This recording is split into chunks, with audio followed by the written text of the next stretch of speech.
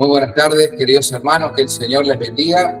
Bienvenidos una vez más a nuestro taller de discipulado año 2023, que tiene como título la Biblia y el Espíritu Santo. Amén. Amén.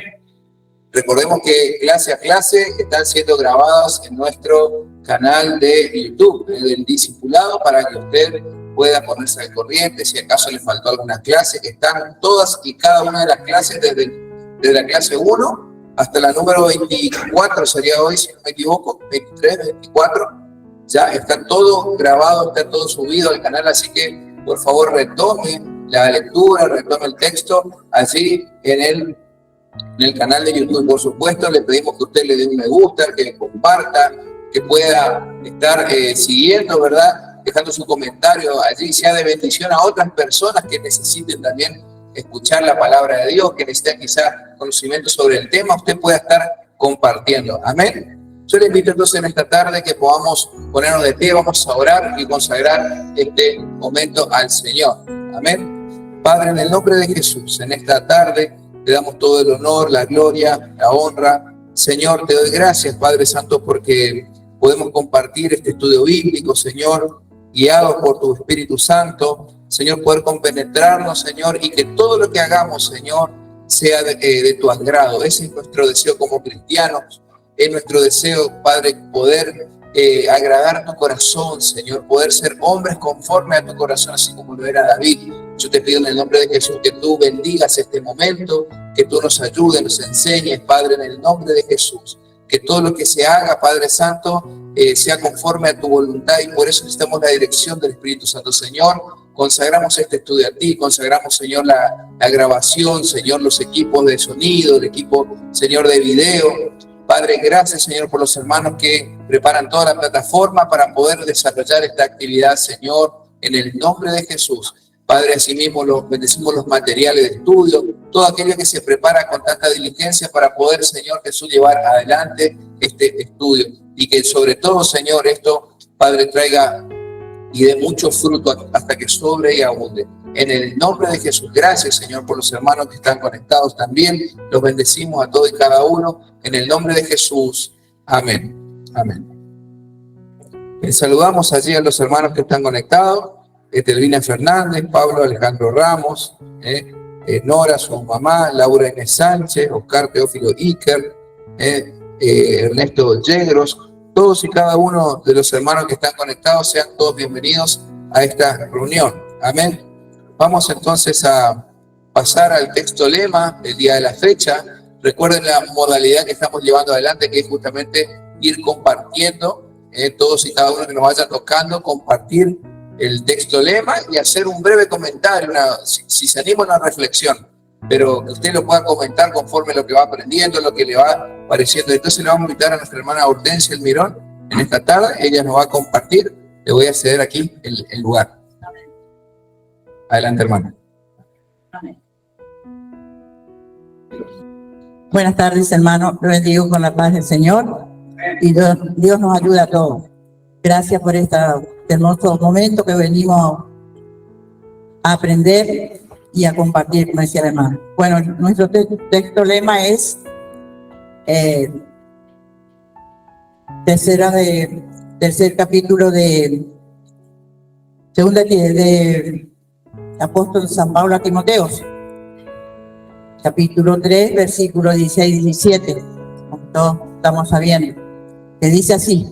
Amén. Toda la escritura es en el nombre del Padre, del Hijo y del Espíritu Santo. Toda la escritura es inspirada por Dios, útil para enseñar, para redarguir, para corregir, para instruir en justicia, a fin de que el hombre de Dios sea perfecto, enteramente preparado para toda buena obra. Amén.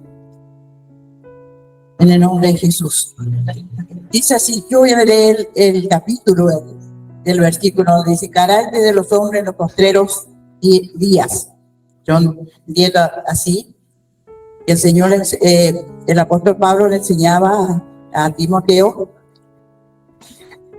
donde le decía el 1, también debes saber esto, que en los postreros días y está hablando de los creyentes, yo creo, ¿no es cierto, hermano? Acá, que en los postreros días vendrán tiempos peligrosos, porque habrá hombres amadores de sí mismos, avaros, vanagloriosos, soberbios, blasfemos, desobedientes a los padres, ingratos, impíos. Y fíjese, hermano, que muchos, yo hablo primero por mí, ¿no es cierto? En tiempo conocemos, vemos, muchas veces que se dicen hermanos, pero no viven esa vida que Dios nos pide, ¿no es cierto? Lamentablemente, porque esos son tropiezos. ¿Cómo se van a convertir si viene ese testimonio tan malo? ¿No es cierto? En nosotros mismos, que decimos que somos seguidores del Señor Jesús. Por eso le enseñaba a Pablo, pues toda la escritura es inspirada por Dios. Entonces, si decimos que somos hijos de Dios, Dios nos regaló a su Hijo, envió a su Hijo para que seamos salvos, y quiere, ¿no es cierto?, en todas las escrituras nos guía a hacer las cosas que a Él le agrada. Y eso es lo que tenemos que hacer, sujetarnos, dejar que el Espíritu Santo nos cambie, porque la palabra es lo que nos pone en el lugar, ¿no es cierto?, que Él quiere que estemos y que andemos. Qué lindo eso, hermanos. Nos dejemos corregir y moldear por el Señor. Por eso le decía a Pablo, yo veía siempre en este capítulo de 2 Timoteo 3, hermano, donde Pablo le hablaba así a Timoteos. Dice, porque, bueno, el 5 dice que tendrán apariencia de piedad, pero negarán la eficacia de ella. A esto evita. Porque estos son los que se meten en las casas, llevan cautivas a las mujercillas cargadas de pecado, arrastradas por diversas concupiscencias. Estas también están aprendiendo, nunca pueden llegar al conocimiento de la verdad. ¿Por qué? Porque muchas veces no leemos la palabra, cuando puedo, a mi manera, pero Dios no quiere que sea así. Quiere que andamos siempre sujetos. El mundo tiene que ver en nosotros, ¿no es cierto?, que realmente somos hijos de Dios, así como hablamos. No en apariencia, hermanos, sino vivir esa vida, esmerarnos para cumplir eso, lo que Dios nos manda. Pero le decía en el 10, pero tú sigue mi doctrina, conducta, propósito, fe, longanimidad, amor, paciencia. Y eso es lo que tiene, esos frutos del Espíritu Santo, lo que tenemos que tener, como dice en otra parte, al árbol se conoce por su fruto. Entonces, ¿qué fruto estamos dando? Cada uno, yo primero tengo que ver qué fruto estoy dando. Lo que me rodea, en mi casa primeramente. Decía Pablo, pero tú sigues mi doctrina, conducta, propósito, fe, longanimidad, amor y paciencia. Pues estamos viendo estos tiempos peligrosos, vamos a ir pasando, hermanos, muchas circunstancias adversas, no lo que nosotros nos agrada. Creo que ya estamos viviendo este tiempo, persecuciones, padecimientos, como lo que sobrevinieron a Antioquía, lo que le vinieron a él, en Iconio, en Listra, persecuciones que he sufrido, de todo me ha librado el Señor. Esa es ¿no es cierto?, la seguridad que nos da el Señor, la confianza.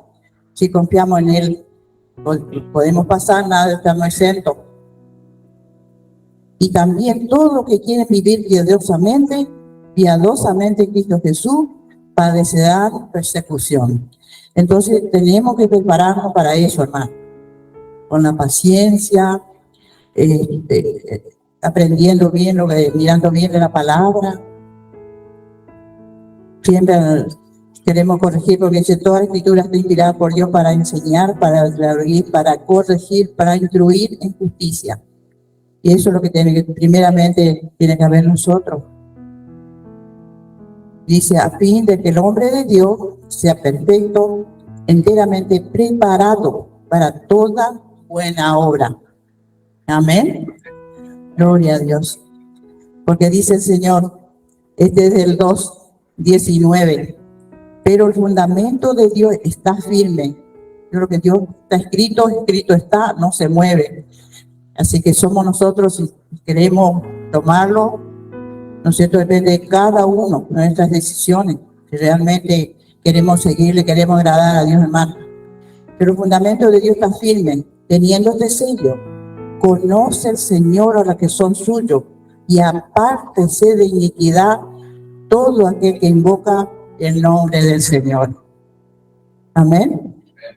Gracias, Señor. Por eso Él dice, y eso es lo que tenemos que tener en cuenta, que toda la Escritura es inspirada por Dios y nos dejó a nosotros revelado para que así vivamos siguiendo su doctrina, esperando en Él, confiando en Él. Es lo que le agrada al Señor y eso es lo que tenemos cada hermano. Para redarguir, para corregir, para instruir en justicia. ¿Qué es justicia? Y acá en el mundo la gente pide justicia. No, acá en el mundo no hay justicia. Nosotros esperamos siempre. No tenemos que salir a pelear y andar denunciándonos a la policía, sino esperar siempre en el Señor. Él sabe cómo librarnos, hermano. Dice, a fin de que el hombre de Dios sea perfecto, enteramente preparado para toda buena obra. Eso yo lo que entiendo del hermano pastor y a los hermanos, que Dios nos dejó revelada la palabra. Así que todo depende de cada uno de nosotros. Cómo decidimos, cómo lo tomamos, cómo dejamos que el Espíritu Santo nos moldee, nos ayude en todo, hermano. Así que Dios lo bendiga. Hasta acá la palabra del Señor, hermano. Amén, hermano.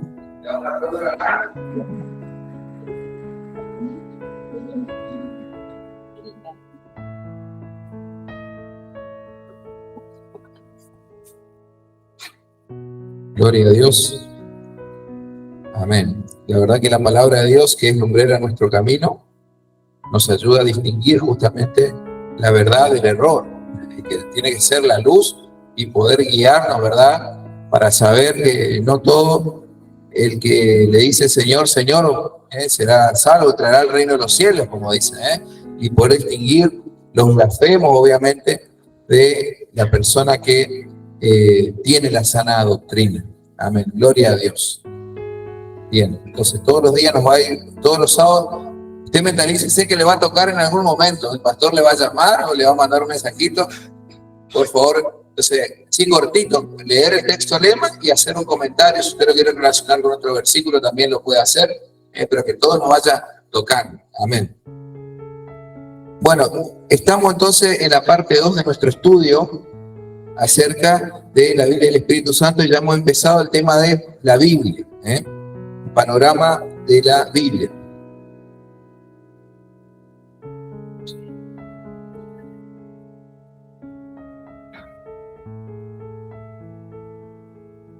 Bien.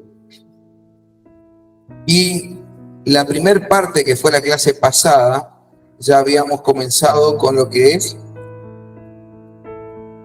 los pactos. Hablamos todo lo que es los pactos, los 8 pactos bíblicos que menciona la Escritura, que se registra en la palabra de Dios. Habíamos hablado que lo que es un pacto, que Dios en su naturaleza de justicia, de verdad, Él siempre se manejó a través de pactos. Él, una vez que da su palabra, Él no se retracta. Y justamente nosotros tenemos que entender este concepto de justicia y de legalidad con el que Dios procede para comunicarse, para establecer una relación con el ser humano. Tenemos que tener bien claro, bien presente esta situación para poder entender. Entonces, uno al estudiar la Biblia, ¿por qué es tan importante eso? Porque entonces cuando uno estudia la Escritura, usted tiene que ubicarse en el pacto en el que está. Hay 2 pactos principales, ¿verdad? Que es el Antiguo y el Nuevo Testamento.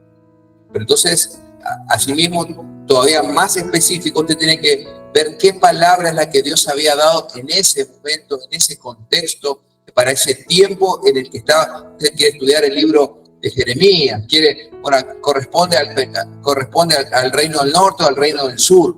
¿Cuál era la situación política? ¿Cómo era la situación social, religiosa en ese tiempo? ¿Verdad? Así es como se interpreta la Escritura. ¿Por qué les digo esto, hermano? Porque nosotros estamos madurando y creciendo en el conocimiento del camino del Señor. No tenemos que tratar ya a la palabra de Dios como un horóscopo. Hay gente que trata a la Biblia como un horóscopo. ¿Y cómo es eso? Viene, abre la Biblia a ver qué me toca hoy, a ver acá, y eso lee y toma. Ya nosotros estamos, hermano, tenemos que entender que la palabra de Dios se estudia sistemáticamente. Sistemáticamente. Cuando quizás nosotros no conocíamos la Escritura, leíamos de esa manera, guiándonos, ¿verdad? ¿Qué me sale para hoy? Pero nosotros, ya que estamos madurando en el camino del Señor, tenemos que entender que la Biblia se interpreta en el contexto. Porque ¿qué pasa si el día que abrís la Biblia te toca, bueno, Señor, ¿qué hago? Decime qué hago. Y te toca el episodio que hizo Judas. Judas deliberó ir y matarse y ahorcarse. ¿Qué hago, Señor? Y ahí está la respuesta. Leo el episodio de Judas. Entonces, ¿qué tengo que hacer? Ir a matarme. ¿Se entiende? No tenemos que leer la Biblia de esa manera. Tenemos que hacerla sistemáticamente. ¿Cómo es eso? Entendiendo el capítulo. Por eso yo le había pedido que usted pueda conseguirse lo posible la Biblia de estudio. Porque la Biblia de estudio, antes de empezar un cierto capítulo que usted elige leer, ahí le da un panorama, le dice, bueno, ¿quién es el autor? ¿A quién está dirigido el libro? ¿Cuál es el propósito del libro? ¿Cuál es justamente, quién es el destinatario? ¿Cuál es el contexto social? ¿Dónde está Jesús? Jesús, recordemos que Jesucristo es el tema central de la Biblia, de los 66 libros. Entonces, si decimos que Jesús es el tema central de la Biblia, significa que Jesús está en todos y cada uno de los libros que vamos a estudiar. Bueno, ¿cómo encuentro a Jesús en ese libro? El libro de Lamentaciones, ¿está Jesús allí? Las Lamentaciones de Jeremías, en el libro de Habacuc, ¿está Jesús ahí? Entonces necesitamos, a través de una Biblia de estudio, lo posible. Obviamente que usted mismo lo puede encontrar, pero si usted que está empezando, por ahí lo ideal es conseguirse una Biblia de estudio, usted pueda leer el panorama. Obviamente ese capítulo está dentro de un género literario a su vez. Está dentro de un género literario, y ese género literario va a corresponder al Antiguo o al Nuevo Testamento. Usted entonces va a saber que en el Antiguo Testamento Dios, el Antiguo Testamento era un pacto, era un convenio de carácter donde Dios, él de tipo condicional. Eso me salía la palabra, de tipo condicional. ¿Por qué? Porque Dios le ha dicho, ustedes van a ser mi pueblo y yo voy a ser su Dios, mientras ustedes no se vayan en pos de dioses ajenos. Y así Israel no una, sino como 5 veces se apartaba y se iba en pos de dioses ajenos. Ya en el Nuevo Testamento es un pacto de carácter incondicional, donde a través de la sangre de Cristo, Él, como dice la Escritura, aunque seamos infieles, Él permanece fiel. Entonces, ya el Espíritu Santo tampoco no obra de la misma manera. En el Antiguo Testamento usted va a encontrar la palabra Icabod, la palabra más triste de la Biblia, donde justamente significa mi presencia se ha marchado. ¿Por qué? Porque cuando el pueblo pecaba, Dios abandonaba, quitaba su Santo Espíritu de Israel. Entonces de esa manera los enemigos avasallaban y lo tomaban cautivo. Ya en el Nuevo Testamento no ocurre más Icabod. ¿Qué pasa con el Espíritu Santo? El Espíritu Santo ya ha venido y se ha quedado entre nosotros. Por eso estoy relacionando esto con el tema de nuestro estudio, que es la Biblia y el Espíritu Santo. No se puede estudiar la Biblia solamente dejando de lado al Espíritu Santo, que es el autor de la Biblia. Entonces, por ahí viene el sentido del estudio. Ya en el Nuevo Testamento, el Espíritu Santo vino para quedarse. La tercera persona de la Trinidad, esto es una categoría teológica, ¿verdad? Vino para quedarse, vino a quedarse entre nosotros. En el Antiguo Testamento no.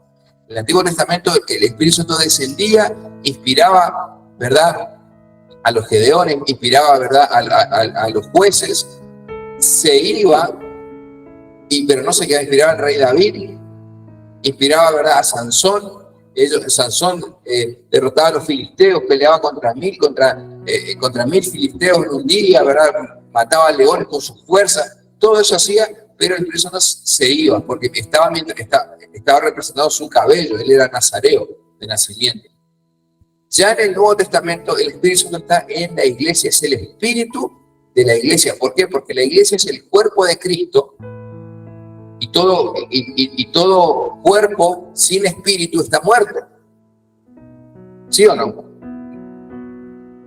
Todo cuerpo sin un espíritu está muerto. Y si decimos que la iglesia es el cuerpo de Cristo, el espíritu que da vida al cuerpo de Cristo, a la iglesia, es el Espíritu Santo. Entonces es el Espíritu Santo quien habita en medio de la iglesia, ¿verdad? Entonces tenemos que entender estas dos grandes características de cómo opera el Espíritu Santo según el pacto en el que está, para que usted pueda interpretar correctamente la palabra de Dios. Es importante que usted entienda cómo tenemos que interpretar la Escritura, ¿verdad? Entonces usted mismo se va a la hora de poder interpretar una porción de la Biblia, usted se tiene que ubicar a quién está dirigido, en qué contexto se dijo, a quién estaba hablando el Señor, ¿verdad? Para no hacer una herejía, para hacer una mala interpretación de la Escritura, ¿verdad? Para poder ubicarnos correctamente. Eso es esencial a la hora de estudiar la palabra. Y por eso nos lleva a la necesidad de conocer los 8 pactos bíblicos y saber que Dios es el que inició los pactos, no es el hombre el que puede pactar con Dios. Ese fue el resumen de la clase pasada. Ahora, hermanos, vamos a empezar, ya habíamos empezado con lo que es el panorama de la Biblia y de lo que es el Antiguo Testamento. El Antiguo Testamento. Y habíamos mencionado, por ejemplo, la primera profecía mesiánica de Génesis 3:15, ¿verdad? Estamos en la página 2. En la página 2. Donde se menciona la primera profecía mesiánica, donde o conocido también como el protoevangelio. El protoevangelio porque está dando un anticipo de lo que iba a pasar. ¿Qué es lo que iba a pasar? El hijo de la serpiente, la descendencia, el linaje de la serpiente, que iba a ser Cristo, su madre iba a ser Israel, porque Jesús era israelita, iba a luchar contra el linaje o la descendencia de Satanás. Y esto ocurre justamente en lo que es el contexto de la cruz del Calvario, ¿verdad? Allí es cuando ocurre esto. Y también vimos Deuteronomio 8:19, que dice, está bien ahí a mediados de la página 2, donde observamos qué cosa, el tipo de pacto que caracteriza al Antiguo Testamento, que es un pacto, si quieren agregarlo allí con Virome, pacto condicional. Le pueden agregar allí, hacer un paréntesis, agregarlo. ¿Por qué? Porque está explicando de lo que yo le estaba enseñando. Mas si llegares a olvidarte de Jehová tu Dios y anduvieres en pos de dioses ajenos y les sirvieres a ellos y a ellos te inclinares, yo lo afirmo hoy contra vosotros que de cierto pereceréis. Entonces vamos a empezar estudiando el Antiguo Testamento, donde vamos a ver que la nación de Israel, que originalmente, ¿qué tipo de gobierno desarrollaba la nación de Israel? A ver si alguno sabe. ¿Qué tipo de gobierno tenía antes de ser una monarquía? Muy bien. Un tipo de gobierno teocrático. Teocrático. Es una palabra compuesta, una palabra griega compuesta. La teocracia. Teos, deseo de teología. Dios. Teos. Zeos es la pronunciación correcta. Zeos de Dios. Kratos de gobierno.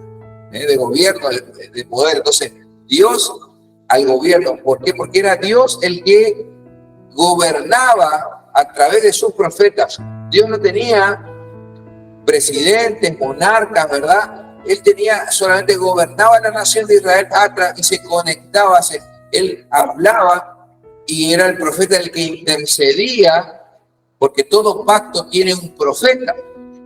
Tiene un profeta, un sacerdote, un sumo sacerdote. Por eso el libro de Hebreos nos enseña que Cristo es sacerdote, es sumo sacerdote de un nuevo y mejor pacto. un pacto que permanece para siempre, ¿verdad? Entonces, Jesús no está a la diestra Jesús resucitó al tercer día y no es que él está tomando mate, está tomando un café mirando cómo nosotros nos enfrentamos a la vida aquí abajo. ¿Qué está haciendo Jesús? ¿Por qué era necesario? Jesús a los discípulos le decía, es necesario que yo me vaya y que venga el Consolador, el Espíritu de verdad. Él les va a enseñar todas las cosas, Él les va a recordar todas las cosas. Por eso creemos como comunidad evangélica, ¿verdad? Como el pueblo de Dios, que no necesitamos de un magisterio para interpretar la Escritura, porque el intérprete de la Escritura es el Espíritu Santo. Es el Espíritu Santo quien nos va a recordar todas las cosas, ¿verdad?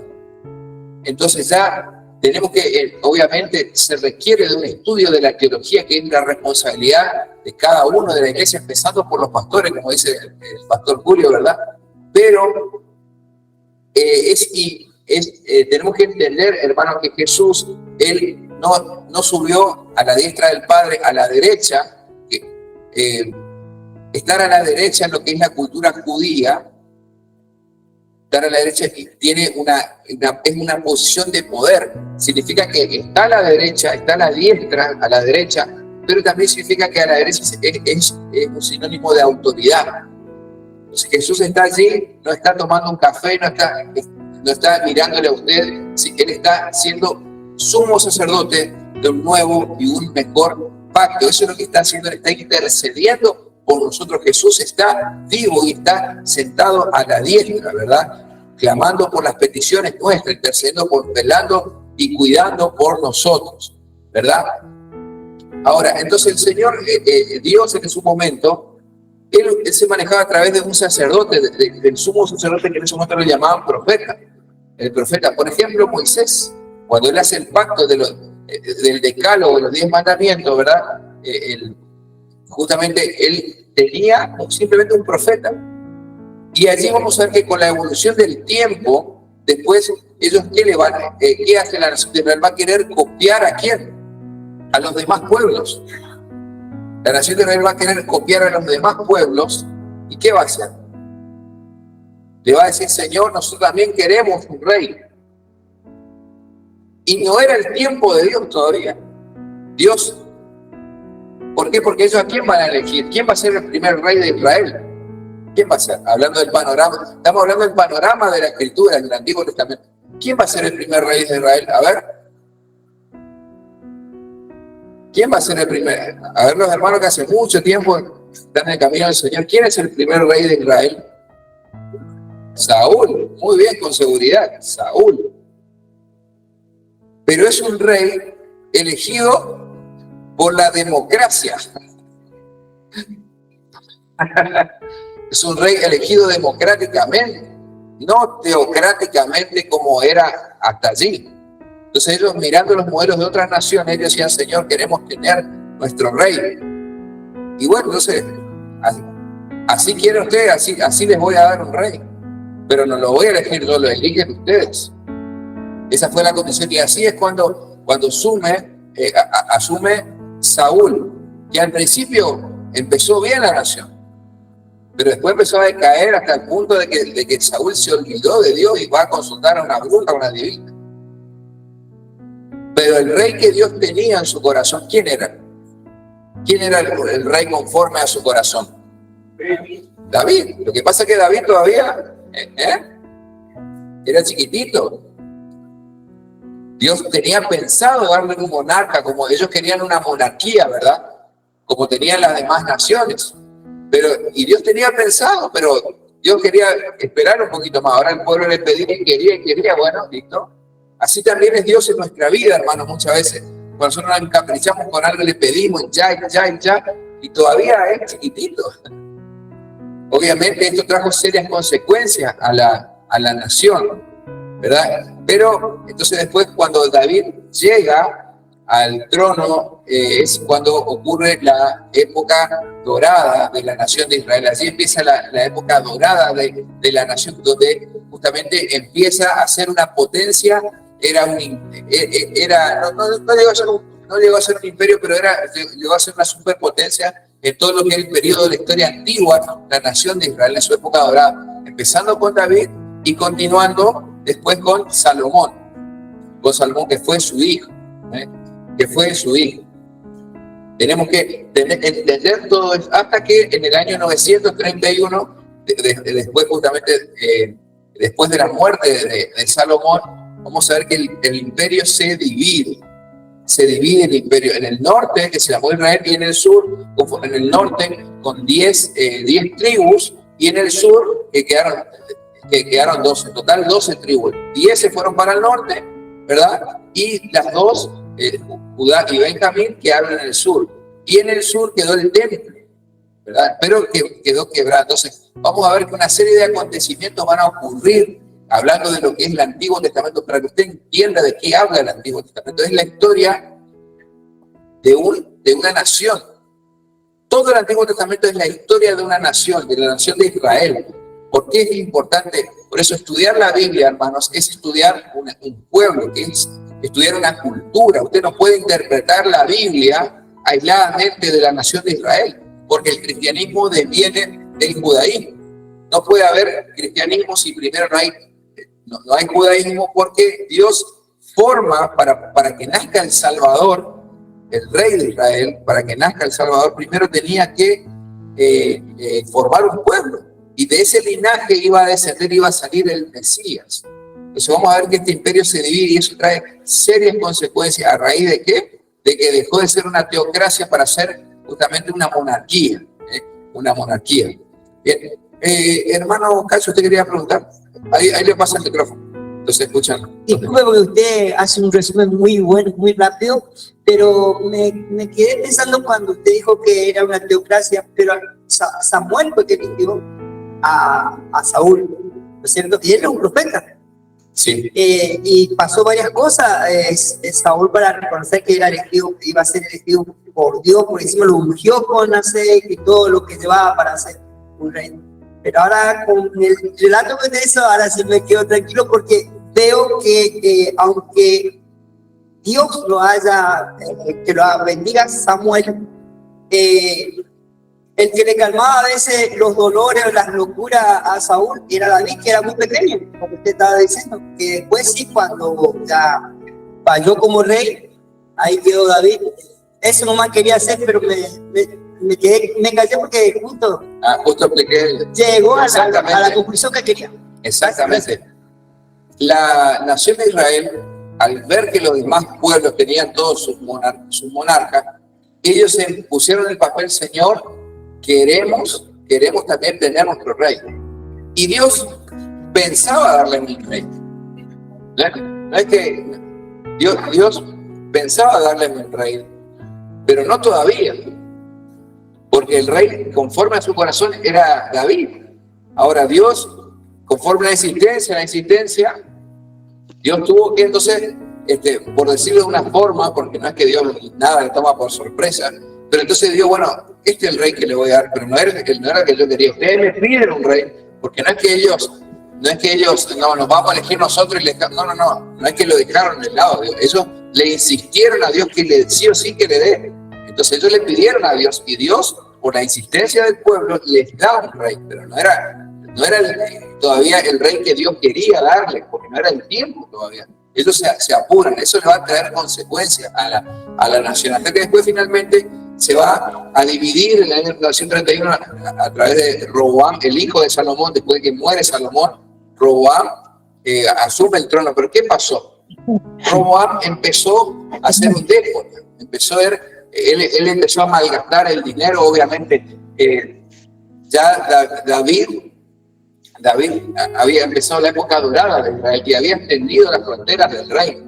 Sin embargo, con Salomón, inclusive él expande mucho más la frontera, todavía la riqueza, la ganancia, y sobre todo, ¿qué hecho fundamental ocurre durante el reinado de Salomón? Algo muy importante. ¿Qué ocurre? A ver, piense, usted lo sabe. Comenzó a seguir a Dios y pagano a través de eso después, en el ocaso de la vida de Salomón. Pero ¿qué hecho fundamental ocurre durante el reinado de Salomón que no ocurrió durante el reinado de David? No sé, porque uno lo dijo en el reloj. Eso es al final. Algo muy importante. Pidió a A ver, escribe, los hermanos que están allí los hermanos que están conectados, escríbanlo, a ver, en el grupo escríbanlo, a ver. Mucho. ¿Qué tarea le dejó encomendado su padre, el rey David? El templo. El templo es algo fundamental, hermano. Fue el primer templo porque hasta ese momento Dios decía, solamente a mí se me honran carpas. Y a medida que avanzaban en el desierto, bueno, se armaba el tabernáculo, que era móvil, era transportable en su tabernáculo. Pero Dios, Él quería un templo, porque Él quería un lugar donde se le adore, ¿verdad? Todo es característica del Antiguo Testamento. Por eso en el Nuevo Testamento, ya el apóstol Pablo le da la revelación a los filósofos de los griegos, de los epicúreos, que Dios no es un Dios que habita en templos hechos de mano, sino que ¿qué es el templo del Espíritu Santo en la actualidad? Nuestro cuerpo. Nuestro cuerpo es el templo del Espíritu Santo, ¿verdad? Sí, hermano Miguel. Ahí me pasa el micrófono porque si no, no escuchan lo que está por... Sí. El Señor Jesús fue que en la conversación con la samaritana revela que va a ser adorado Dios en toda parte, en cualquier parte, que cualquiera que crea en Él puede ser adorado. O sea que no va a ser ni en el templo ni en el monte como la samaritana le había preguntado. Después de ahí un cruce de palabras, ahí fue el Señor fue que reveló, digamos, la primera interpreto yo, que creo me da la interpretación él, que fue declarado por él, digamos, en ese momento. Exactamente, ¿por qué? Bueno, ya vamos a llegar a eso para que usted entienda. ¿Qué pasa? Salomón construye el templo y eso fue realmente algo significativo en la historia de Israel. Usted sabía, por ejemplo, obviamente los niños que nacen en Israel y que van a la escuela primaria, ¿verdad? Nosotros estudiamos, al estudiar historia argentina, ¿qué estudiamos? Los próceres, San Martín, Belgrano, ¿verdad? Estudiamos, pero los niños de Israel, en la escuela primaria, aparte de enseñarle la Mishnah, que es la tradición, enseñarle, ¿verdad? Ellos estudian, la historia de ellos son los profetas, los patriarcas. Ellos aprenden lo que nosotros estamos hablando en este momento, ellos lo estudian como una materia, como historia. ¿Está? Y lo que fue algo significativo, algo sumamente importante en la historia de Israel fue la construcción del templo. Eso fue algo sumamente significativo, que Dios le da la visión a su papá, a David, pero el que lo lleva a cabo es Salomón. Obviamente, después en el ocaso de su vida, él se declinó, él se fue, dice que las mujeres desviaron su corazón, etcétera, etcétera. Todo eso también pasó. Pero, ¿qué pasa? Él empezó a declinar. Después muere Salomón, ¿y quién queda su hijo? Roboam. Su hijo Roboam queda como rey. ¿Y qué pasa? El hijo empezó a despilfarrar, empezó a ser autoritario, empezó, ¿verdad?, a gobernar de forma déspota. ¿Y qué pasa? El general del ejército de Israel, que era Jeroboam, se levanta en contra y allí queda dividido el imperio. El reino del norte, del año 931 a.C., el imperio del norte con las 10 tribus, donde justamente ellos establecieron, porque ¿qué pasó? El templo construido por Salomón queda en el sur, con las tribus de Judá y de Benjamín, queda en el sur. Y las 10 tribus se van al norte. Entonces, como no tenían lugar para adorar, ellos establecen un monte, una montaña donde ellos adoraban a Dios a falta de un templo. ¿Qué va a pasar? Diferentes reinos van a conquistar, uno al norte y otro al sur. Van a conquistar por ejemplo, el imperio asirio conquistó al norte y el imperio babilónico en el sur. Entonces usted va a encontrar la historia del profeta Daniel, el profeta Ezequiel, ¿verdad? Algunos son profetas del norte y otros del sur. El imperio del sur tardó más tiempo, tardó más de 400 años en caer en la idolatría, pero sin embargo cayó en la idolatría también. El reino del norte cayó más rápido. Entonces Dios, ¿qué va a hacer? Le va a hablar al norte porque es parte de su pueblo, pero también le va a hablar al sur. Y usted va a encontrar diferentes profetas que le van a hablar en tiempos distintos. Entonces usted, ¿qué va a pasar? Cuando va a leer la Biblia tiene que saber qué profetas son para hablarle al reino del norte y cuál, obviamente, y del reino del norte, justamente evoluciona en el tiempo, de allí salen los samaritanos. Los samaritanos, inclusive, fíjense que el reino del norte a tal punto fue pagano que ellos volvieron a construir un becerro de oro. Ellos volvieron el becerro de oro que el mismo Moisés desechó, ellos vuelven a hacer un becerro de oro. Y entonces, de allí, al mezclarse con el paganismo, mucho más rápido, justamente van a surgir los samaritanos. Y del sur van a seguir siendo justamente los judíos. Los judíos. Sí. Ahí van a pasar un periodo donde son por el imperio babilonio. Al imperio babilonio le va a conquistar el imperio, los medios persas.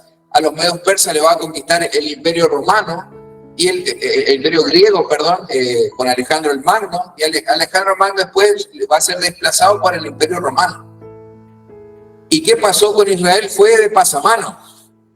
Fue quedando cautivo más allá que el imperio persa, con Darío el Grande, le va a dar la libertad del exilio para que ellos vuelvan otra vez y formen el templo y le reconstruyan los muros de Israel, ¿verdad? Todo eso, vamos a ver la historia de Nehemías, la historia de Esdras, ¿verdad? Pero avanzando el tiempo, otra vez ellos pasan a ser conquistados por Grecia, por Alejandro el Magno, y después a Grecia le conquista Roma, el imperio romano. Entonces, allí llegamos a la época de Jesús, donde vamos a tener dos grupos, o sea, vamos a tener los samaritanos y los judíos que no se querían, porque viene una cuestión histórica mucho tiempo antes. Así es como sucede lo que es el Antiguo Testamento, ¿verdad?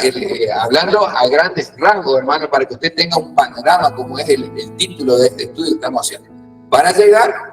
Y no solamente que había judíos y samaritanos, sino que están los samaritanos por un lado, ellos decían, como decía el hermano Miguel recién, ellos decían que había que adorar el monte, vamos a ver cuál es el monte, en una montaña. Pero los judíos adoraban en el templo y no se juntaban, no se querían judíos ni samaritanos. Por eso el Señor Jesús va a contar la parábola del buen samaritano, donde un judío era el que estaba tirado, había sido golpeado por ladrones, y era un samaritano que era bueno, donde había pasado primero un sacerdote, después un levita, y sin embargo después vieron un samaritano que era enemigo supuestamente de los judíos, y tuvo compasión del judío.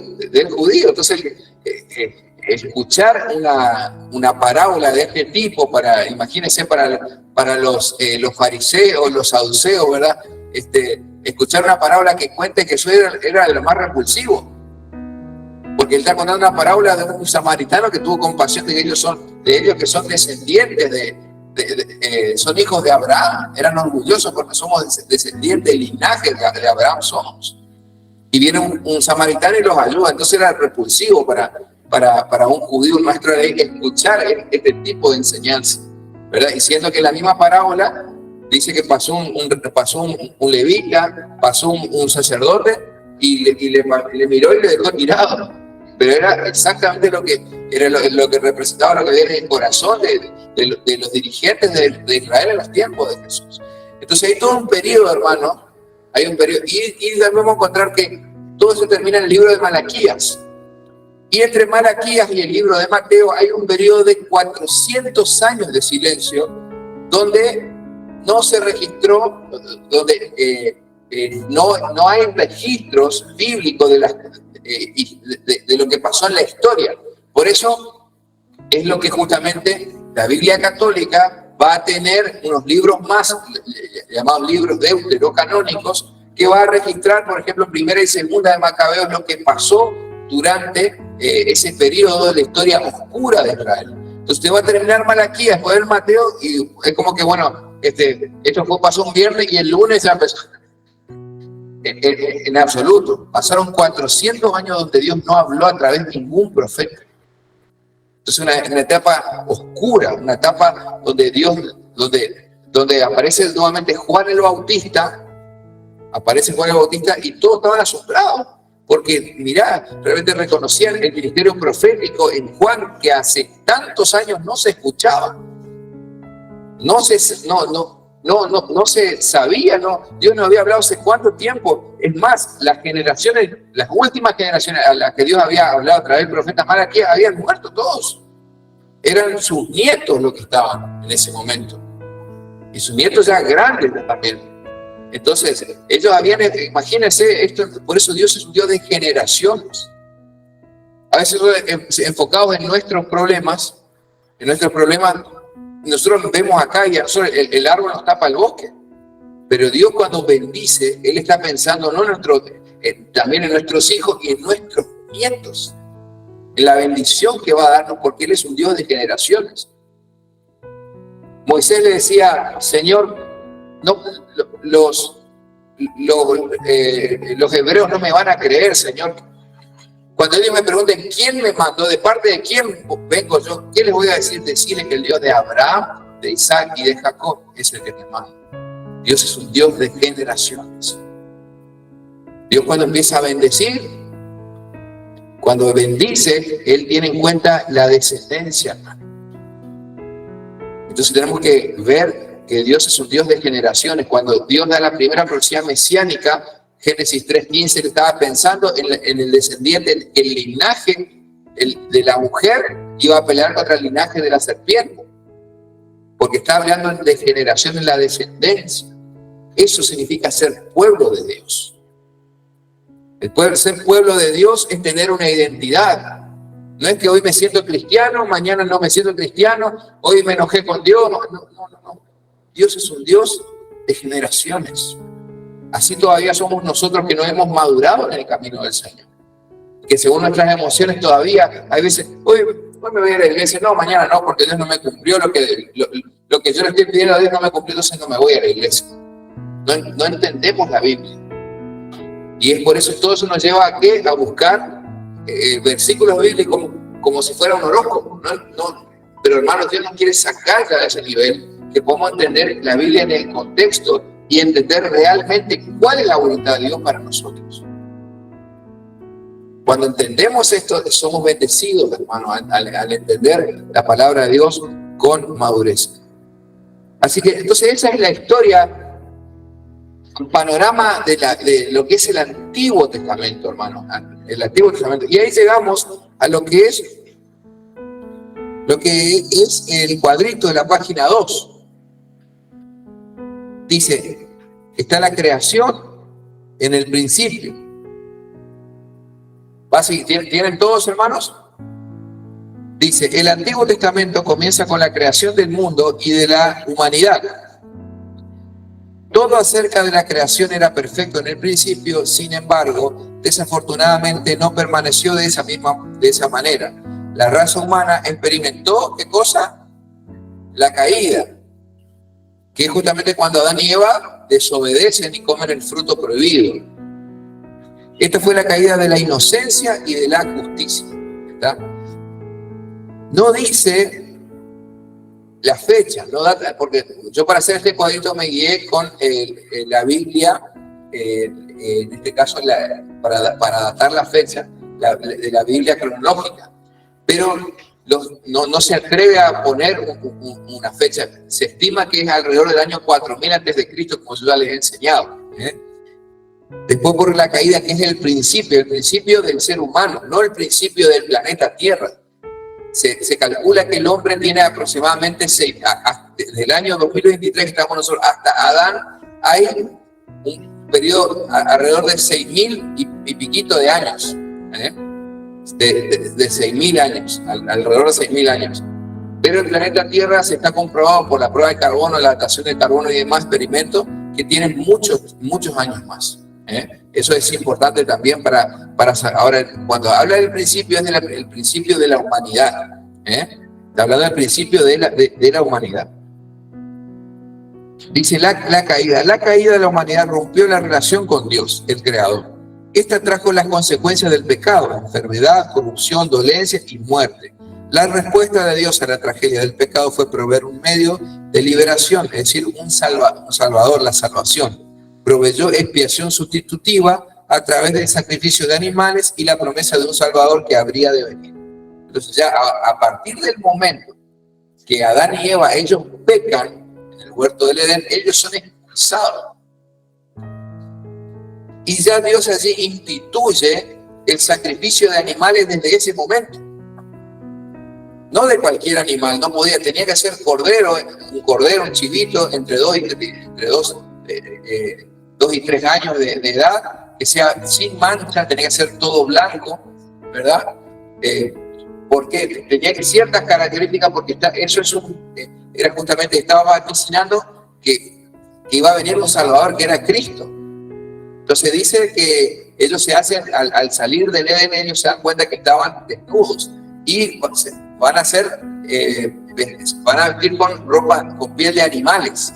Entonces hubo un sacrificio, hubo un sacrificio de animales, ¿verdad? Por el pecado que ellos habían cometido. Entonces la culpa del pecado era trasladado a los animales por voluntad de Dios, hasta que llegase, ¿verdad?, el Salvador de la promesa, el Cordero de Dios que quita el pecado del mundo para siempre. Pero mientras tanto, Dios había instituido de esta manera lo que es la expiación, se llama expiación sustitutiva. Eso es una doctrina. Si usted trae un color para subrayarlo, tenemos que traer allí colores marcadores, tiene que subrayar. Expiación sustitutiva es una doctrina cristiana.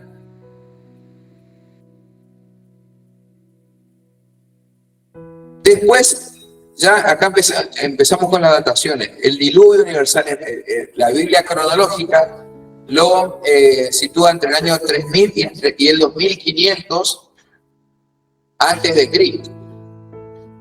Entre el 3000 y el 2500. Dice, el diluvio y la torre de Babel, que fue en el año 2400 antes de Cristo, en Génesis son evidencias de que el pecado estaba atrincherado en el comportamiento humano. Todo eso, entonces vamos a ir de forma descendiente, desde el año 4000, más allá que no lo dice acá, pero si usted le quiere poner así la creación del principio, usted le quiere agregar con virome ahí abajo, puede agregarle 4000 antes de Cristo. Y de ahí vamos a llegar al año 0, porque esto es negativo en la línea de tiempo.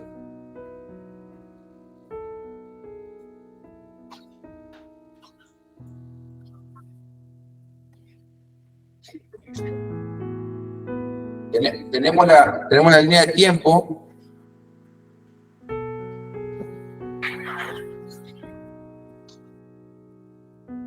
Vamos a hacerlo en negro.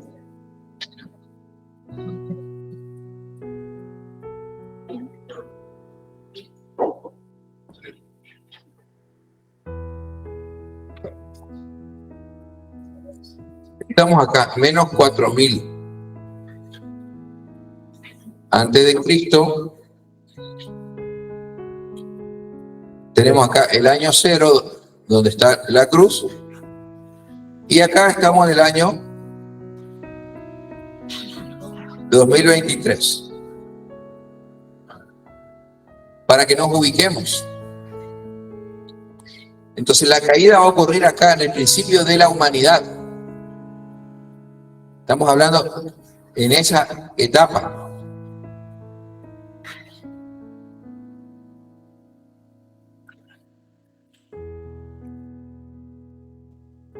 Ya el pecado de Adán y Eva, Dios había establecido entonces la expiación sustitutiva, así que la culpa era trasladada a los animales y sí o sí tenía que haber un derramamiento de sangre. ¿Por qué?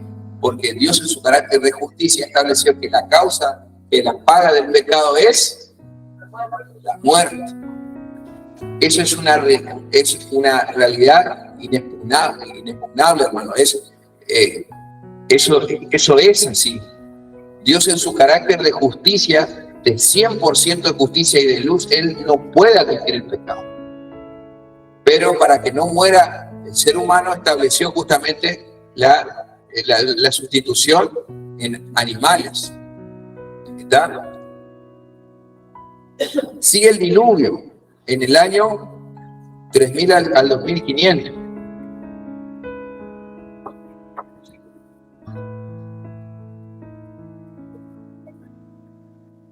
$3000 antes de Cristo.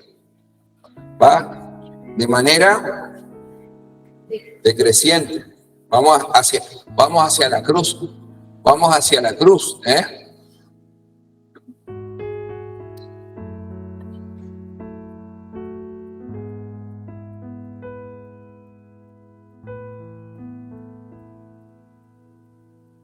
Después tenemos el origen de Israel en el año 2091 antes de Cristo. ¿Qué ocurre acá? ¿Qué ocurre? Lea. El llamamiento de Abraham para que pueda surgir la nación de Israel, tiene que ocurrir el llamamiento de Abraham para poder formar la nación. Por eso Dios no es un Dios improvisado. O sea, uno dice, ¿por qué no mandó ya mismo al Mesías, al Salvador? Pero Dios tenía que hacerlo en su tiempo. Primero tenía que empezar por eso se da cuenta cómo es razonable, cómo Dios procede. La fe es razonable, muchas veces no es lógica, porque no es lógico de verdad que un muerto resucite, no es lógico, pero sí es razonable al estar escrito en la Escritura que Dios es dueño de la vida y de la muerte. Es razonable porque Dios Él se demuestra como todopoderoso. Entonces en el año 2091 ocurre el llamamiento de Abraham. Es el origen de la nación de Israel.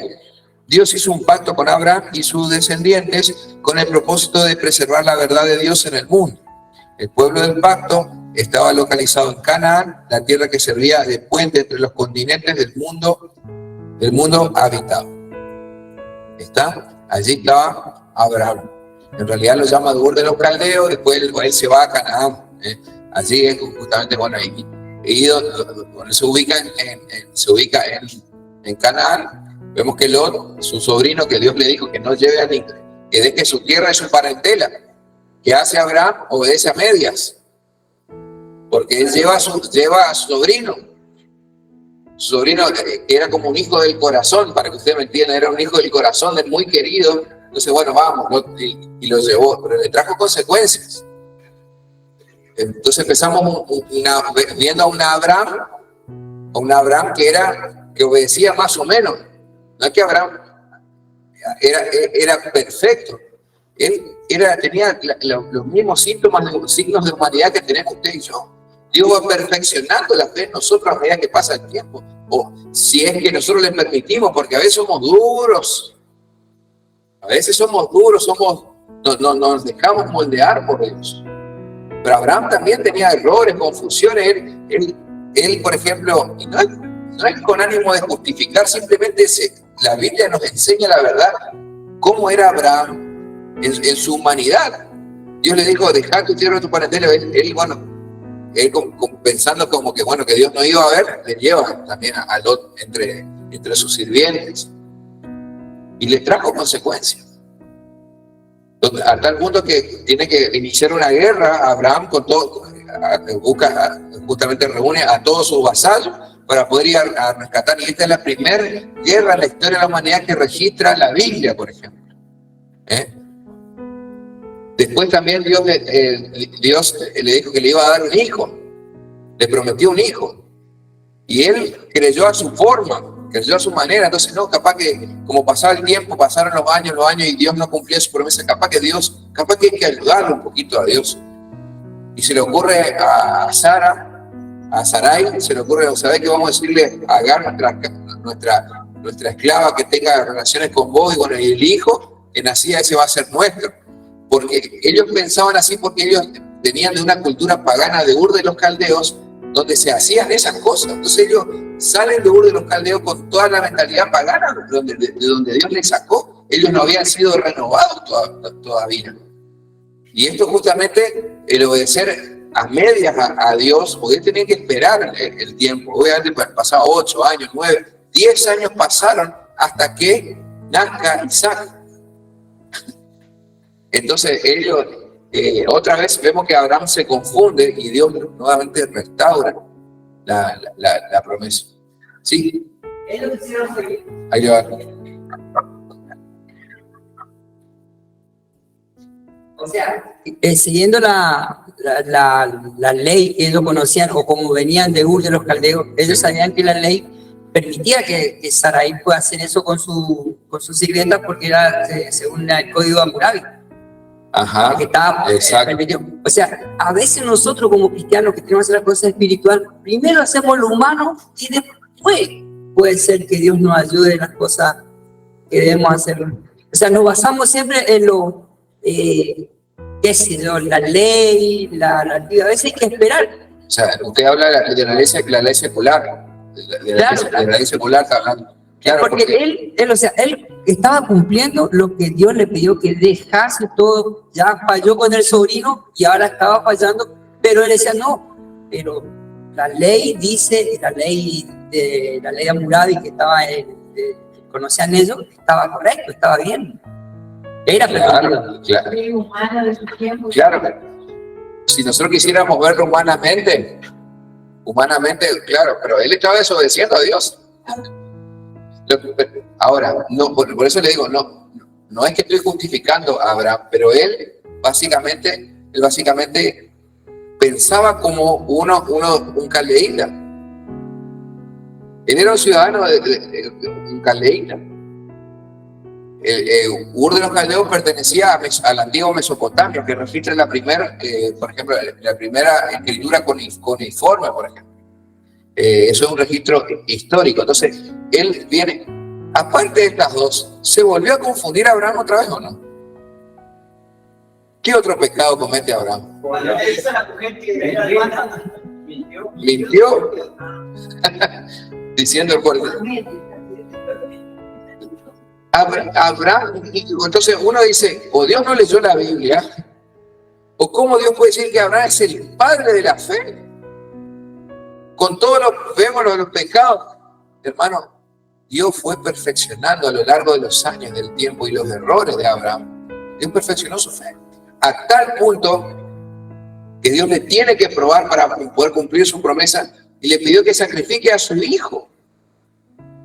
Y él esta vez ya no falló, él con todo el dolor en el corazón, él estaba por sacrificar a su propio hijo. Dios había perfeccionado y no hubo, por eso él es el padre de la fe. De allí nace toda la nación de Israel. A ver, María, ¿qué quería preguntar, no? No, con respecto a eso que estábamos hablando recién, para mí que Dios, o sea, no venía el hijo porque estaba esperando que él crea y tenga fe en él. Entonces, bueno, para mí esperaba eso, que Dios esperaba eso de Abraham, así como cuando más adelante le pide por el hijo, ahí ya. Claro, en realidad no es que Dios espera, para Dios no existe el tiempo, ese es un tema. Dios tiene su tiempo en el cual Él, desde los designios, desde antes de la historia, Él va a operar. Y en ese tiempo, a su vez, Él va trabajando con nosotros, pero en los tiempos de Dios son perfectos. Él sabe cuándo, así como cuando Israel se apura y le pide un rey, Dios le tuvo que dar a Saúl, pero no era el rey que él quería, porque él tenía su tiempo. Bueno, ahora el apuro tuvo que improvisar en el buen sentido. Dios, nada a él se le escapa, hermano. Nada, él es perfecto. Pero para que usted me entienda lo que yo le estoy diciendo, inclusive cuando Abraham peca, tiene a Ismael, y Dios le tiene que decir, mira, al principio lo toleró, pero cuando era insoportable, bueno, o sea que hay que despedir a Ismael y a Agar. Pero también heredó la promesa a Ismael, porque también era hijo de Abraham. Entonces, Dios, él sabe. Lo que pasa es que nosotros no conocemos los tiempos de Dios. Ese es el problema. Y por eso el recurso que nosotros tenemos para poder esperar en Dios, para matar nuestra ansiedad, para poder estar alineados, es el ayuno y la oración. El ayuno y la oración nos sirven no para que torcer la mano de Dios como si fuera una pulsera, Señor, dame esta bendición, dame, y de repente pensamos que estamos luchando como luchó Jacob con el ángel. No. Oramos y ayunamos para poder calmar nuestro espíritu y entender lo que Dios está queriendo hacer. Y eso de entender los tiempos de Dios no es una cosa sencilla. A veces pasan años hasta que entendemos lo que Dios realmente, cuál era el propósito de Él. Por eso, pero sí podemos confiar en que Él es perfecto y las cosas que Él está obrando, hermano, no es para nuestro mal. Y si Él no nos da, es por algo aún. Podemos confiar, y Dios es confiable. Amén. Dios es confiable. Diga conmigo, Dios es confiable. Podemos confiar en Él. Hermana Laura. No, con respecto a eso que dijo que Abraham es el padre de la fe, también se podría decir que él no conocía a este Dios único y que salió a ciegas porque ni sabía dónde iba, solo obedeció y salió. Él se fue equivocando y se fue perfeccionando también. Exactamente. Entonces, muy bien, entonces vemos que Dios, cómo es la óptica divina y cómo es la óptica humana. Nosotros como humanos, pero nos pecó una vez y estamos contando la cantidad de pecados. Dios no mira así. Dios no mira lo que mira el hombre, Él mira el corazón. Entonces Dios que está viendo cómo va perfeccionando su corazón. Amén. Y con respecto al tiempo del Señor, justo ayer escuchaba un testimonio de una señora que era visca, le decimos, ¿no? Que en la vista cruzada, y dice que pedía, cada vez que el pastor invitaba a pasar al altar, le pedía por mis ojos, y oraba al pastor. Bueno, ya hasta el pastor estaba cansado. 3 años dice que oró, ella ni miraba para arriba de feo cruzado que tenía, y a los 3 años el Señor un día la sanó. Que a mí me dio no sé qué, porque digo, a veces nosotros oramos 1 mes o 3 meses por una enfermedad, por ejemplo, y bajamos los brazos. ¿Sí? Gloria a Dios. ¿Eso fue acá en Argentina, hermana? ¿Argentina fue el testimonio? En España. Sí. Entonces, así vamos a ver cómo Dios, para que nazca el Mesías y cumplir la promesa dada en Génesis 3:15, que es la primera profecía mesiánica, Él primero va a formar a un pueblo. Y todo el Antiguo Testamento va a tratar de la historia de un pueblo, de la nación de Israel.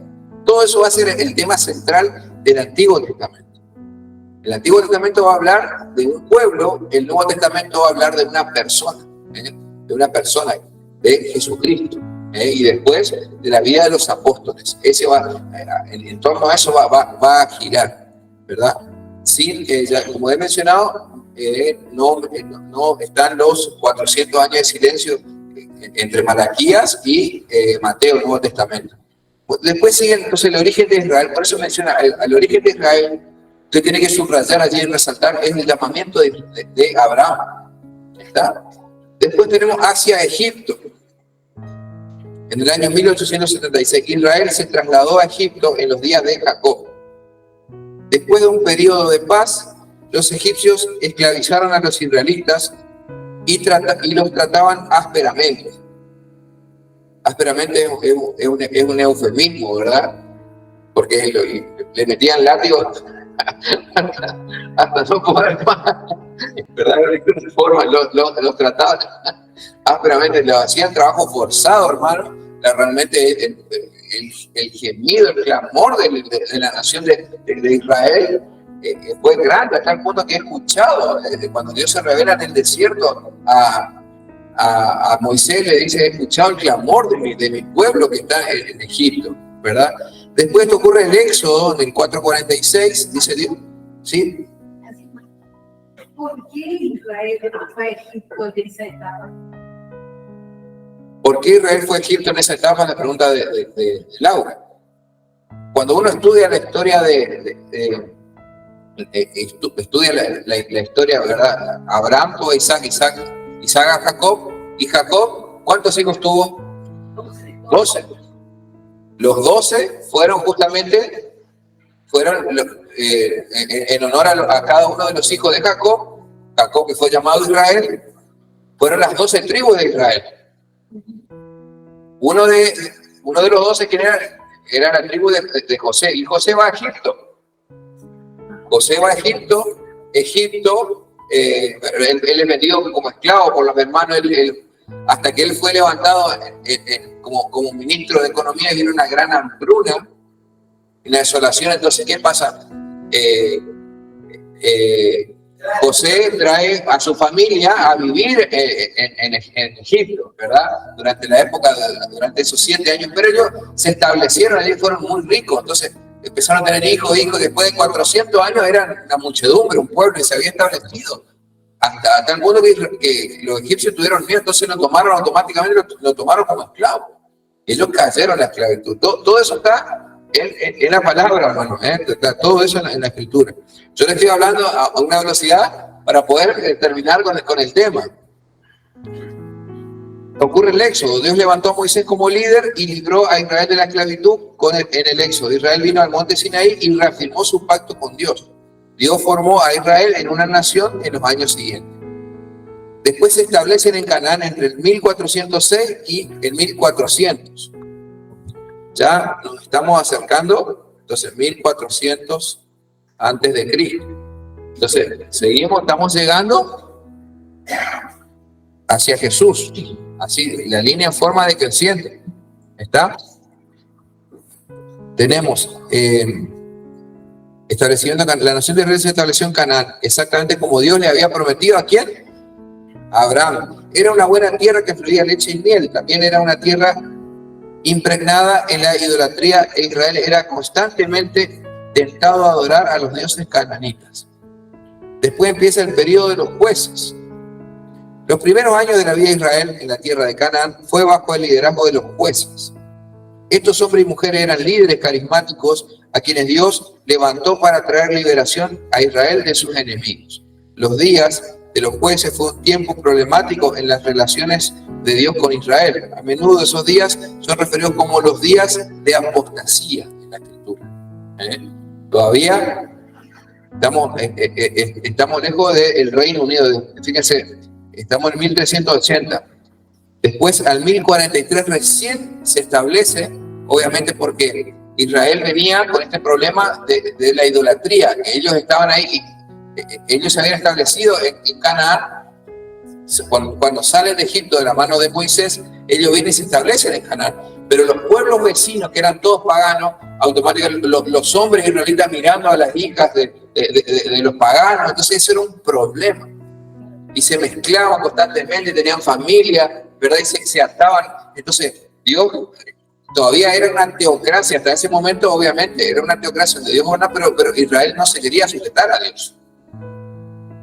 Entonces, ¿qué va a pasar? Ellos ven este problema y dicen: Señor, necesitamos ya ser una monarquía, necesitamos, Señor, un rey.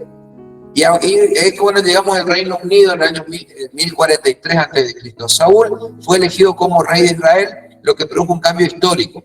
El poder central de un rey unificó en toda la nación en un mayor grado de desarrollo, ya que ahora se había convertido en reino.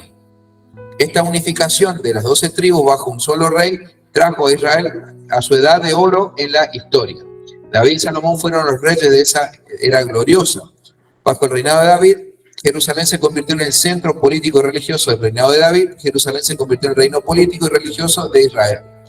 Salomón construyó el templo, el cual vino a ser el foco de la adoración de Israel a través del resto de la historia de la nación. La infortunada apostasía de Salomón en sus últimos años dirigió la división del reino después de la muerte. Entonces llegamos a lo que es el reino dividido, lo que yo le comentaba ahora. La división de Israel en dos naciones después de la muerte de Salomón fue un evento irreversible en la historia de Israel. Fue irreversible, fue un quiebre. La guerra civil en Israel confrontó a las 10 tribus del norte en contra de las 2 tribus del sur, Judá y Benjamín. El cisma nunca fue resuelto. El cisma significa esta división. Cada parte del antiguo reino continuó sus propios pasos en la historia hasta su caída. Después tenemos la historia del reino del norte, desde el año 931 hasta el 722, son 209 años. hasta su caída, pues están rojos. 209 años. Dice, el reino del norte continuó usando el nombre de Israel.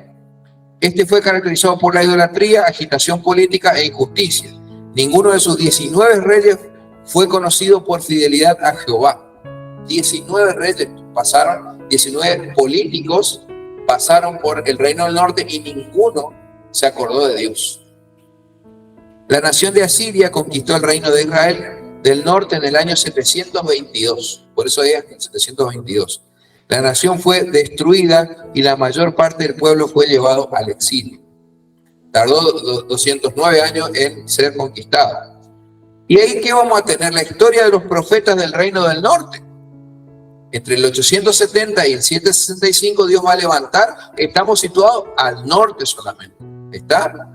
Porque son dos historias paralelas las que cuenta la Biblia. El norte y el sur ellos continúan su vida. Pero usted tiene que ubicarse cuáles son los profetas del norte y la situación del norte y los del sur. Profetas del reino del norte. La naturaleza del reino del norte hizo a Dios levantar profetas para advertir a la gente de las consecuencias del pecado. Elías, Eliseo, Jonás, Oseas y Amós hablaron de la palabra de Dios. Otros profetas también profetizaron. La gente del reino del norte no se arrepintió, como se explicó en el apartado anterior. El resultado fue la calamidad nacional. Y ahora vamos al reino del sur, Judá. El reino de Israel del sur fue conocido como Judá y fue caracterizado por la fidelidad al pacto mezclada con tiempos de apostasía. La presencia del templo en Jerusalén fue una influencia positiva. Claro, del sur había quedado el templo. ¿Está? De los 20 monarcas que reinaron sobre Judá, por lo menos 6 de ellos fueron hombres devotos, leales a Jehová. Los reyes de Judá eran de la familia de David. La existencia de una sola dinastía creó estabilidad política. Esos reyes eran todos descendientes de David. Por eso es lo que el Señor Jesús, cuando se encuentra con la mujer samaritana en el pozo de agua, dice, usted dice que hay que adorar en el norte y los judíos dicen que en el templo, y es allí donde se debe adorar. ¿Por qué? Porque era justamente la promesa estaba dada para la descendencia de Abraham. Entonces, continúa la descendencia con David. El error funesto que parece haber atrincherado a Judá fue la idolatría. Esta regresaba a ella vez tras vez, aún después de periodos de reformas religiosas. Eventualmente la llevó a la destrucción del reino. Babilonia destruyó la nación y llevó la mayor parte del pueblo al exilio en el año 586. Fíjense que entonces allí tenemos 345 años que tardó en caer el reino del sur, porque era una nación quebrada, ¿está? ¿Y cuáles son los profetas del sur? Aun cuando Dios levantó una multitud de profetas, Isaías, Miqueas, Nahum, Sofonías, Jeremías y Habacuc, la gente de Judá persistió en sus pecados. El resultado fue la calamidad nacional, al igual que el reino del norte. ¿Y qué va a ocurrir seguidamente? El exilio de Babilonia. El registro del Antiguo Testamento no trata más con el reino de Israel del norte después de su destrucción en el 722. Hermano, eso es algo fundamental. Hasta en ese momento, hasta el año 722, solamente va a hablar la Biblia. O sea, una vez que la Biblia menciona que cae la nación del norte, no va a ser más tema de la Biblia, el reino del norte. Ya simplemente va a quedar hablando de lo que es Judá, todo lo que es el sur. Va a ser el único protagonista en la historia del Antiguo Testamento. ¿Está? Eso usted se tiene que subrayarlo, resaltarlo, porque es importante para poder interpretar la Escritura. En vez de esto, trata el rey del reino de Judá. Continúa trazando la historia de Judá aún después de su destrucción y exilio. Sí o sí el protagonista va a ser el reino del sur siempre. Porque una vez que se destruye el reino del norte, ya no, la Biblia no habla más qué pasó. Y es allí cuando después se forma de los judíos que quedaron, empiezan a mezclarse con los pueblos paganos y se forma el pueblo samaritano. Los samaritanos se forman del norte. El pueblo de Israel permaneció en el exilio hasta el 583 antes de Cristo. Vamos a tener que en ese tiempo de exilio del Reino del Sur, que es el único, recuerden nuevamente, es el único que queda en la historia bíblica, el Reino del Sur, la Biblia va a seguir hablando del exilio, pero del Reino del Sur solamente. El norte ya no se habla más. Los profetas del exilio, ¿quiénes son? Daniel y Ezequiel, pero son tiempos distintos, hermano. Palabras distintas para épocas distintas, en situaciones, en contextos distintos. No se puede tomar. Entonces, esto es una muy buena guía, hermano, para que usted entienda el mensaje de la palabra de Dios. Los profetas Daniel y Ezequiel vivieron y profetizaron el periodo del exilio. Abdías probablemente dio su corta profecía en este tiempo. Después del exilio, el levantamiento del imperio persa en el año 539 a.C. trajo un cambio significativo en la fortuna de Judá. ¿Por qué? Porque se levanta el imperio persa con Darío el Grande y los deja salir, obviamente lo deja salir a Daniel, que vayan y justamente se constituyan otra vez como nación. La restauración de Israel entre el año 538 al 425. El rey persa Ciro II el Grande, Ciro o Darío, libertó al pueblo de Judá de la cautividad babilónica, permitiendo que regresara a la tierra ancestral de Canaán. Alrededor de 50.000 israelitas regresaron a Canaán y restablecieron la nación de Israel. La restauración fue gradual pero completa. La restauración de la nación fue seguida por la restauración de Jerusalén y el templo. Bajo el liderazgo de Esdras y Nehemías hubo una renovación del pacto entre Dios e Israel. Los profetas Ageo, Zacarías, Joel y Malaquías están activos en el periodo de restauración. Son profetas ya de la etapa de restauración de la nación de Israel. Y por último vamos a tener el cierre del periodo del Antiguo Testamento. Esto va a ocurrir en el 400 ya antes de Cristo. Vamos más o menos acá, 400 antes de Cristo. Y acá vamos a tener el periodo ¿de qué? Periodo de silencio. El Antiguo Testamento es todo esto. Acá, hermanos, 400 años entre el cierre del Antiguo Testamento al año 0 tenemos el periodo de silencio donde Dios no habló y donde está registrado en los libros deuterocanónicos y está registrado en los libros de historia. ¿Qué es lo que pasó? Eso no está en la Escritura. Porque, como le decía, la Biblia no trata de ser una biografía de los profetas ni de Jesús. Entonces, para entender la Biblia vamos a tener en el libro de historia, tener un poco de cultura, estudiar la historia del pueblo de Israel. Eso no está mencionado en la Biblia. Vamos a ver el último punto, dice cierre del periodo del Antiguo Testamento. Eso está en el año chiquitito, dice ahí 400 antes de Cristo. Para el cierre del Antiguo Testamento, alrededor del año 400 antes de Cristo, Israel estaba completamente restaurado como nación. Sin embargo, era un estado vasallo del imperio persa. O sea, el imperio persa que le había dado la libertad, o sea, pertenecía, Israel se había constituido nuevamente como nación, pero era justamente vasallo del imperio persa que le había dado la libertad. O sea, el imperio predominante era el imperio persa que le había permitido, pero obviamente había un pacto cuando el imperio persa iba a la guerra, entonces Israel también tenía que pelear para Persia. Israel continúa a través del periodo intertestamentario hasta el Nuevo Testamento. En resumen, el Antiguo Testamento describe la fundación y preservación de la nación de Israel. Lo escribimos.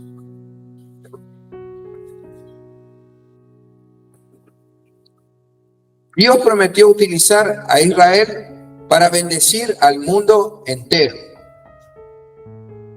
Una vez que Israel fue consolidada, Dios levantó de ella una familia específica a través de la que vendría la bendición. La familia ¿de quién? Muy bien, familia de David. Escribimos. ¿O lo tienen escrito? ¿Está escrito? ¿Sí? Es entonces que del linaje, descendencia de David, nacería el Salvador prometido, que es Jesús de Nazaret. Hasta aquí, hermano, hemos dado entonces un panorama del Antiguo Testamento. Del Antiguo Testamento. Teníamos un videito para mirar, pero ya se nos fue el tiempo. Ya son 6:05. Así que va a quedar pendiente para la próxima clase. La próxima clase vamos a empezar desde el periodo intertestamentario, estos 400 años de silencio, y vamos a hablar de lo que es el Nuevo Testamento, para que usted tenga el panorama completo de la Biblia. Hermano, dígame que le está sirviendo que estemos estudiando. Les ayuda, les sirve, inclusive a los hermanos que están allí conectados. Quiero saber su opinión. Escriban en el grupo, manda un audio allí si puede, o escríbalo en el grupo. Quiero saber, hermanos, qué tal les resulta. Yo sé que hay hermanos que saben ya estas cosas. Hay algunos que sabían algunas cosas sí, otras no. Y algunos que están refrescando todo. Pero nos viene bien, sí o no. Amén. Amén. ¿Alguna pregunta, algún comentario antes de orar? Ahí, hermano Miguel, le pasamos el micrófono.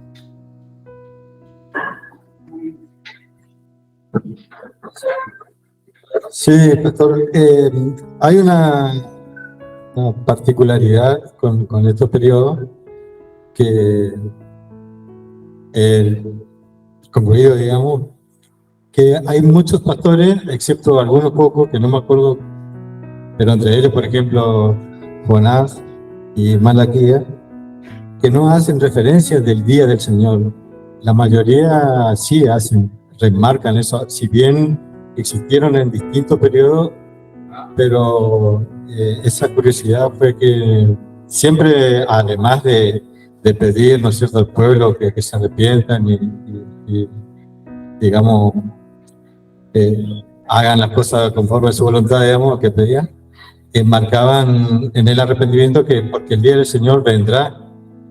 Eso fue lo curioso. No sé si fueron para esos momentos o es el del día del Señor, el final que el mismo Señor Jesús habló. Bueno, es importante establecer los periodos, como hemos hablado. Hay periodos, hay profetas del exilio, hay profetas del reino del norte, del reino del sur, del post-exilio, ¿verdad? Entonces hay que ver. Ahora, el método teológico que se utiliza para interpretar la profecía se llama método de doble interpretación, se conoce. Este método de doble interpretación es aplicado a tres libros, generalmente, que son el libro del profeta Daniel, el libro del profeta Joel y el libro de Isaías. Isaías, Daniel y Joel es aplicable el método de doble interpretación. ¿Qué significa? ¿En qué consiste este método de doble interpretación? Consiste que es una profecía para ese momento, pero también es una profecía de cumplimiento en el futuro. Por eso, el Señor Jesús dice, cuando ustedes vean, en Mateo capítulo 24, cuando ustedes vean a la abominación desoladora sentada en el lugar santo, el que lee entienda, está hablando de quién, de la profecía que anunció Daniel, que se cumple. ¿En qué momento se cumple que la abominación desoladora se presenta en el templo? A ver si alguien sabe. Ocurrió en el pasado. Por eso le digo, la respuesta a la pregunta del hermano Miguel es un poco más amplia, porque sobre todo en esos tres profetas, puede ser uno que otro profeta más, pero esos tres profetas se aplica, si usted lo quiere notar, el método de interpretación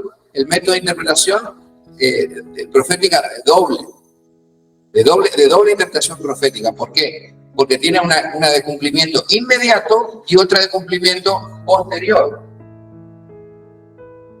y de cumplimiento posterior. El de cumplimiento inmediato, por ejemplo, cuando habla el rey, cuando habla Daniel, ocurre el cumplimiento inmediato, ocurre durante los 400 años de silencio. Cuando este rey, ¿cómo es que se llamaba? Ya lo vamos a ver bien en todo caso la próxima. Este rey sacrifica en el lugar santísimo, sacrifica un cerdo, un chancho. Imagínense lo que es.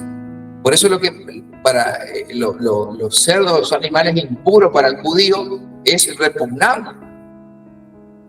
¿Qué va a pasar? Ellos van, este rey griego pagano va y hace un sacrificio animal de un chancho, la sangre inmunda derrama sobre el propiciatorio, allí en el lugar santísimo. Entonces, ¿qué es lo que produce el levantamiento de los macabeos? Esta familia ellos dicen, rasgan su vestidura, ¿cómo puede ser que hagan eso? Y se levantan en el nombre de Dios para pelear. Eso es la profecía de cumplimiento inmediato en este periodo de los 400 años de silencio. Pero también el cumplimiento posterior va a ser cuando el anticristo se siente, restaura el templo, reconstruya el templo que está destruido de Israel, y él, una vez que destruye y se gana el cariño de toda la nación de Israel, él se va a sentar allí y va a decir, ahora adórenme, yo soy Dios.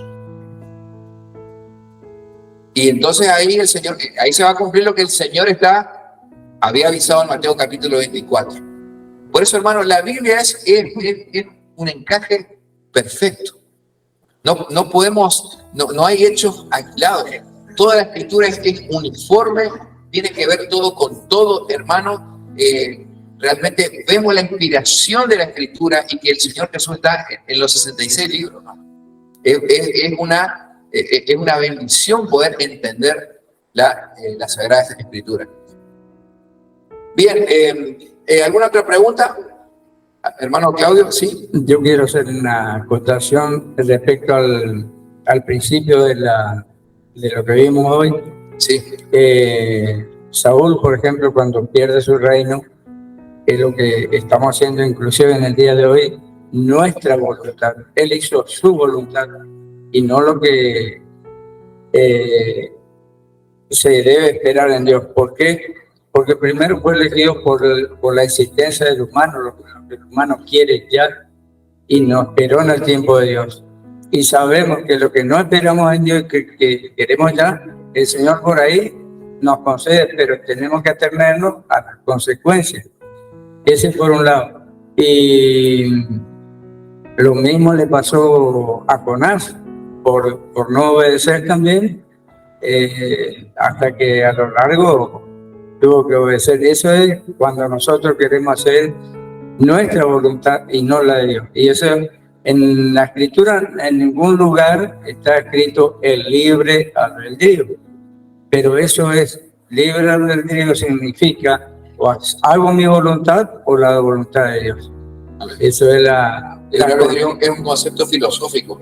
No es teológico, es filosófico, pero es aplicable. No, estoy explicando más o menos para que se entienda. No, claro, la Biblia no menciona el libre albedrío. No, pero es un concepto. Pero es para que se entienda, cuando nosotros hacemos nuestra voluntad y no la de Dios, tenemos consecuencias. Que está demostrado en la Biblia también con el rey Saúl, el rey Salomón, cuando se apartó también y Jonás y tantos otros, como Abraham también, mintió cuando negó a su esposa. Y entonces eso es lo que lleva a las consecuencias, hacer la voluntad de Dios, hacer nuestra voluntad ya. Eso me quería dar. Gracias, hermano, sí. Está. Por eso le digo, ¿estamos? Sí. ¿Estamos? Bien. Vamos a orar, hermanos. Le invito a que se ponga de pie.